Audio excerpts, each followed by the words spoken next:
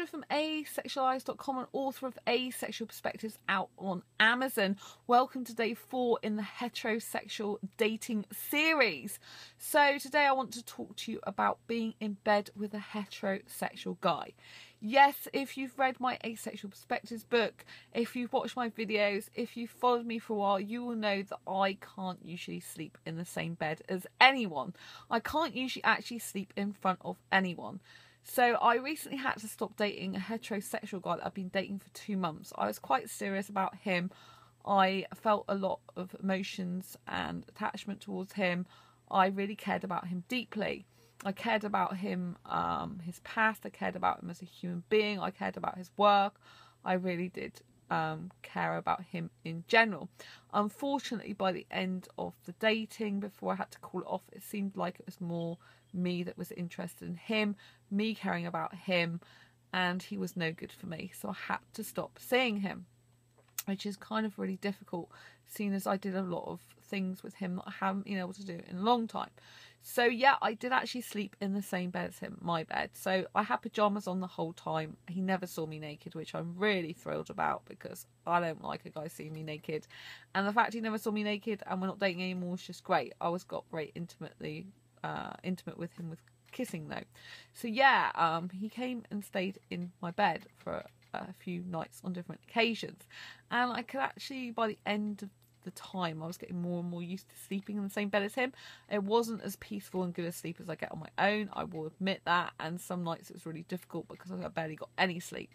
I do have a disability that I don't really talk about called fibromyalgia. It's a chronic pain condition that affects the nerves and muscles of the body. It's an unseen disability and I manage it really well in general, but I need a lot of room in bed. You know, I need time to spread out. I need to not be having any pressure points, any person on me, near me or next to me, touching any part of my body really when I'm trying to sleep.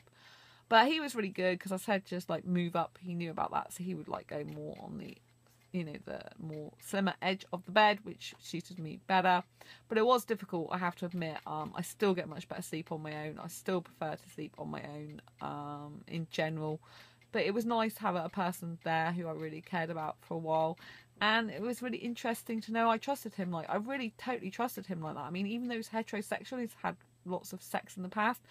When he was around me in bed, I mean, he's an older guy. Like, I don't usually go with older guys at all. And he's like said he's sort of, at the time he's too tired to have sex nowadays.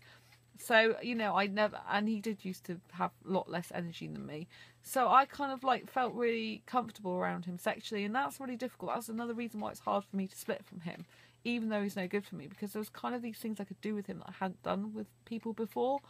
And we went to like Breen Leisure Park together, and when like, you know, I said, oh, we get on really well, don't we? This was like a couple of weeks before we split dating, and he's like, yeah, it goes without saying. And I felt so comfortable around him, and then, you know, just everything didn't go well, you know, and I realised he didn't care about me that much, which is a shame, but that's the way it really is and was. So I've just got to think that in my head. I mean, he's not bothered. He's not even bothered to make contact with me since. I even sent his tie to his work because he left it at my place, you know, no thank you or anything. But that's kind of what he's like, very into his own world and himself.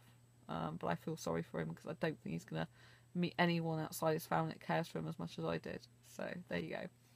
Anyway, his loss, that's what you have to think. Onwards and upwards to find a nice asexual guy, hopefully for me, because I really need an asexual guy.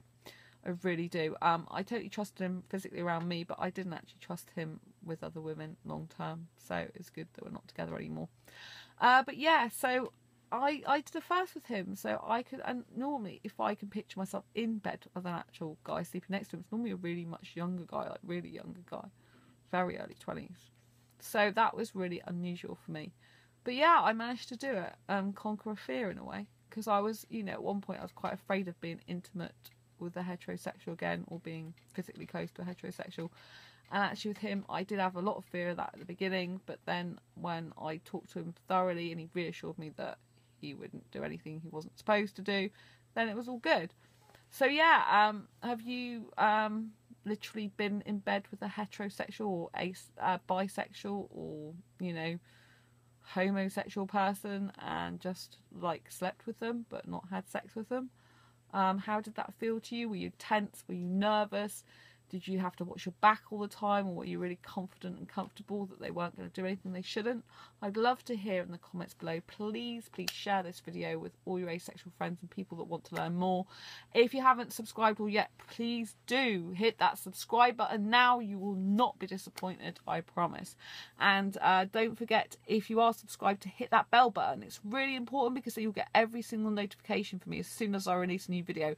It'll pop up in your feed, and then you'll be able to see my videos straight away, so you won't need to wait from them. You won't need to faff around with them, you know, missing an episode. Just hit the button. You'll get really good value out of it. I love to hear from my community. I love to hear what you're doing. So please send me some comments below, and give this video a thumbs up if you like it, if you haven't already. Please. And I will see you on the next video. Until next time, embrace your quirky and each other's. Bye bye.